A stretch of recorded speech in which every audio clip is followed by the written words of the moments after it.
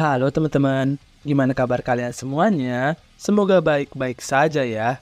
Terima kasih masih terus setia nungguin kelanjutan cerita dari film Jigoku Sensei Nobe, di mana terakhir Tamamo yang mengaku kalah setelah mengajak guru Niobe tanding ulang. Setelah itu adegan berpindah ke seorang anak bernama Suci yang melihat benda aneh mirip UFO sedang mendekatinya.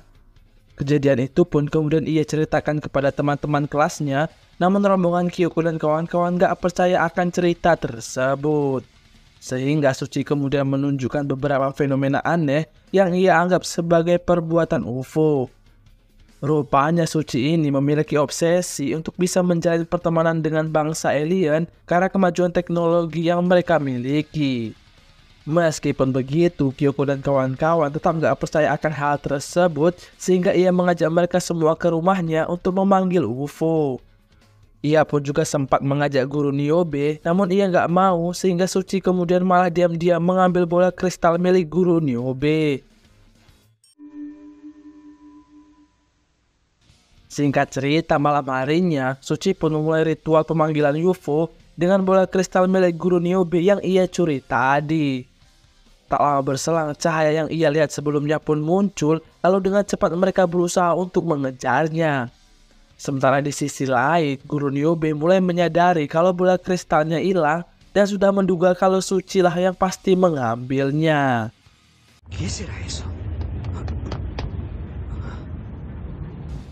Singkat cerita, mereka pun sampai di lokasi dan melihat cahaya tersebut menurunkan sosok yang mirip ke alien. Namun di luar ekspektasi Suci, ternyata alien tersebut sangat kejam dengan membunuh seekor anjing yang ada di sana. Pada akhirnya Suci dan kawan-kawan pun ketahuan di mana alien tersebut berusaha gantian menyerang mereka. Bahkan Suci hampir aja jadi daging cincang kalau aja guru Niobe nggak datang tepat waktu.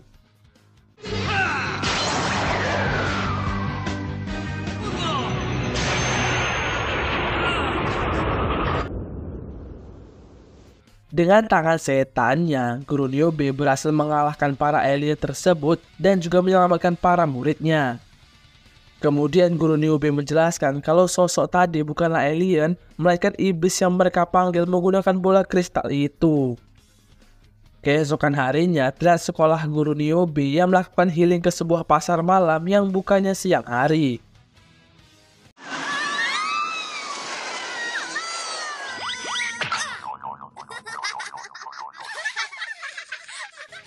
Sebelum pulang, Miki ini sempat membeli sebuah buku ritual dari pasar malam tersebut. Sampai di rumah, ia pun langsung mencoba mempraktekkan salah satu ritual yang ada di buku itu.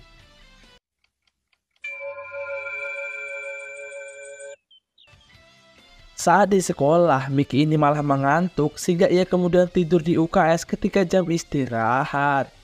Tak lama setelah itu, tiba-tiba ia berubah menjadi kuyang, namun ia gak menyadarinya karena ia mengira kalau itu hanyalah sebuah mimpi. Kemudian ia pergi ke ruangan guru untuk melihat kunci jawaban kuis MTK yang akan dilaksanakan nanti. Beberapa menit kemudian, guru Ritsuko begitu terkejut melihat itu semua sampai guru Niobe datang karena merasa khawatir. Lalu Miki yang baru bangun tidur pun datang, tapi ia nggak mau mengaku karena merasa kalau itu cuma mimpi saja. Singkat cerita, kuis MTK pun dilaksanakan, di mana Miki terlihat sangat senang karena soalnya sama persis seperti di dalam mimpinya. Otomatis ia pun mendapat nilai 100 dan berniat jadi kuyang lagi untuk mengganggu teman-temannya.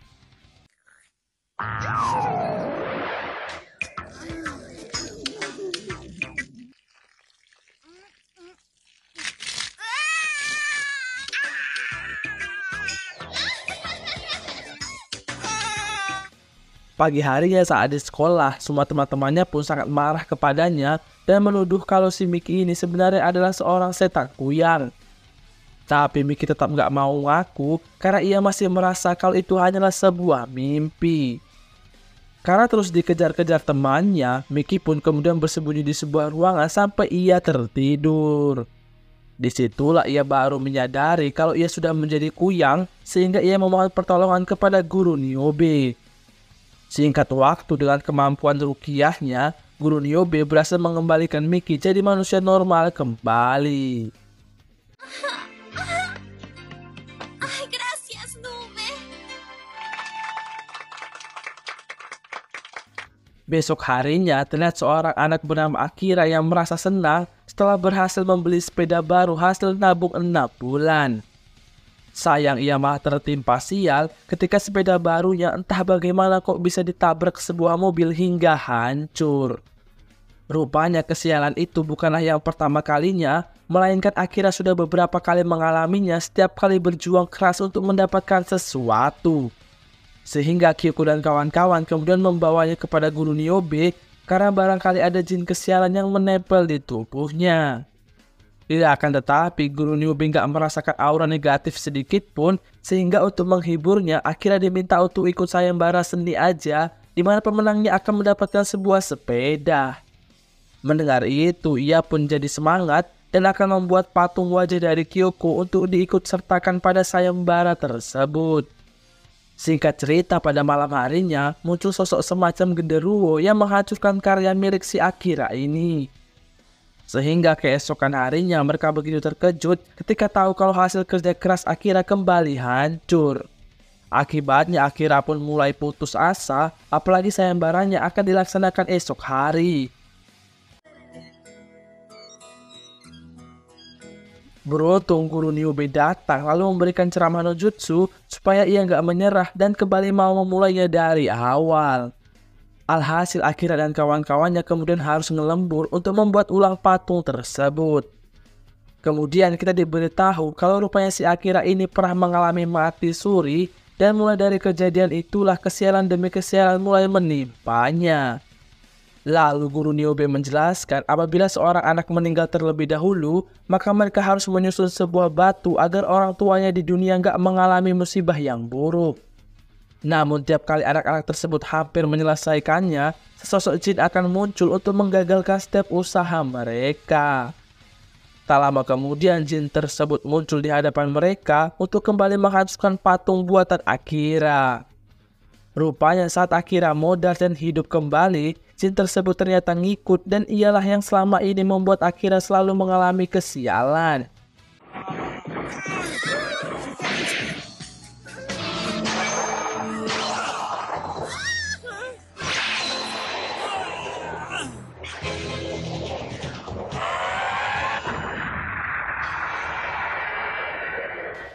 Setelah berjuang keras, Guru Niobe berhasil mengalahkan jin tersebut dengan kemampuan tangan setannya. Singkat cerita, hasil karya Akira berhasil menjadi juara dalam sayembara tersebut, namun rupanya hadiah sepeda yang dimaksud hanyalah sebuah miniatur saja. Setelah itu, adegan berpindah ke seorang gadis bernama Yukime yang berencana untuk menemui Guru Niobe. Sementara itu di sisi lain, Kyoko dan kawan-kawan merasa kesal karena harus tetap masuk sekolah meski sedang memasuki musim panas. Namun tiba-tiba fenomena aneh muncul di mana turun sebuah salju di sana meski bukan pada musimnya. Sehingga mereka mencoba mengadu kepada Guru Niobe, siapa tahu itu ulah dari makhluk-makhluk jahat. Tak lama kemudian Yukime muncul lalu mengaku kalau ia adalah tunangan dari Guru Niobe. Kemudian entah dapat dari mana, Yukime ini memiliki kekuatan es, bahkan salju yang turun adalah perbuatannya. Terlihat Yukime ini seperti sangat menyukai Guru Niobe, namun enggak dengan Guru Niobe yang malah enggak mengharapkan kehadirannya. Sehingga ia kemudian membawa Yukime ke tempat-tempat bersuhu panas, berharap ia enggak betah dan pulang ke tempat asalnya. Akan tetapi Yukime ini selalu menggunakan kekuatan yang ia miliki untuk membuat suhu di tempat tersebut selalu dingin. Sampai akhirnya Guru Niobe putus asa dan langsung aja to the point dengan mengatakan kalau mereka nggak akan pernah bisa bersama. Rupanya 5 tahun lalu Guru Niobe ini sempat menyelamatkan Yukime dari seseorang yang mau membunuhnya. Tapi seseorang itu mengatakan kalau Yukime sudah dirasuki oleh setan es, di mana ia akan membunuh siapapun yang jatuh cinta kepadanya. Meskipun begitu, Guru Niobe tetap mau menyelamatkannya, sehingga dari situlah Yukime ini jadi cinta mati sama Guru Niobe. Karena udah dibutakan oleh cinta, ia pun tetap memaksa agar bisa hidup bersama dengan diam-diam membuat guru Niobe terbungkus dalam sebuah es. Melihat itu, Hiroshi dan kawan-kawan gak terima dan berusaha untuk menyelamatkan guru Niobe. Ya, akan tetapi Yukime malah mau membekukan mereka juga, sehingga itu membuat guru Niobe marah dan berhasil keluar dari balutan es batu tersebut. Setelah itu, tanpa rasa takut, Hiroshi dan kawan-kawan secara bergantian mengatakan kalau mereka akan melindungi guru Niobe, yang mana itu membuat Yukime akhirnya mengalah juga. Namun sebelum pergi, ia sempat memberikan cipokan selamat tinggal kepada guru Niobe.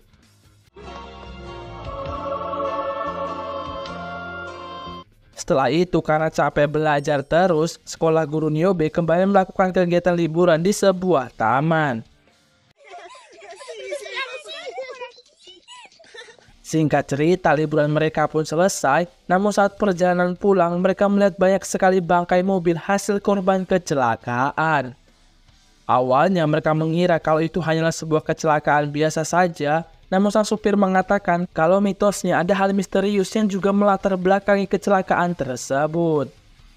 Tak lama kemudian ada sesuatu yang mendorong mobil mereka, tapi nggak bisa untuk mereka lihat apa itu.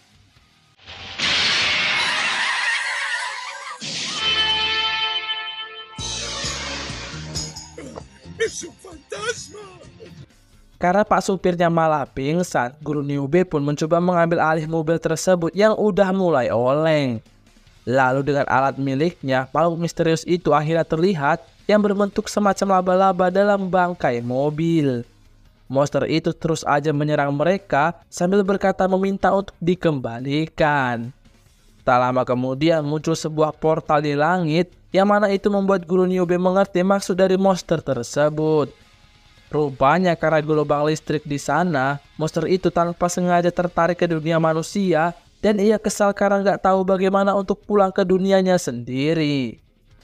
Guru Niobe yang mencoba membantunya malah kena serang oleh monster tersebut yang makin nggak terkendali. Beruntung setelah berhasil ditenangkan, guru Niobe kemudian membukakan lagi portal tersebut meski harus bertaruh nyawa menahan tegangan listrik yang sangat besar. Singkat cerita, monster tersebut berhasil kembali ke dunianya dan sekali lagi guru Niobe mampu menyelamatkan anak muridnya.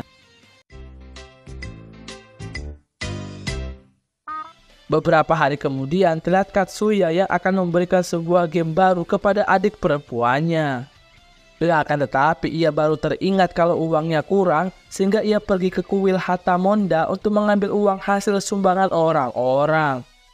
Dalam kuil tersebut terdapat sebuah pedang keramat yang dulu digunakan untuk mengeksekusi para orang jahat.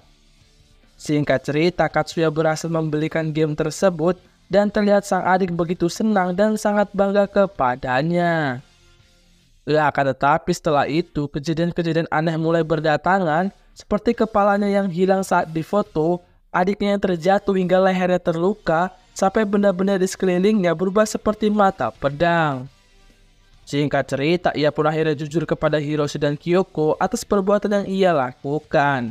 Sehingga ia meminjam uang mereka berdua untuk dikembalikan ke kuil tersebut berharap kejadian aneh nggak muncul lagi.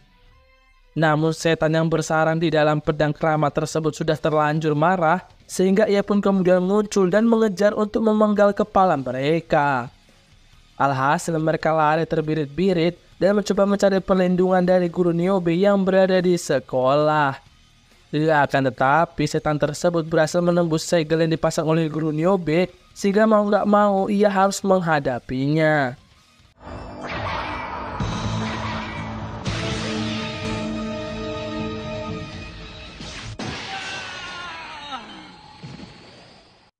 Kemudian setan tersebut gantian mengejar mereka semua, dan bahkan Katsuya dan sang adik hampir aja kena tebas kalau guru Niobe nggak datang menyelamatkan mereka.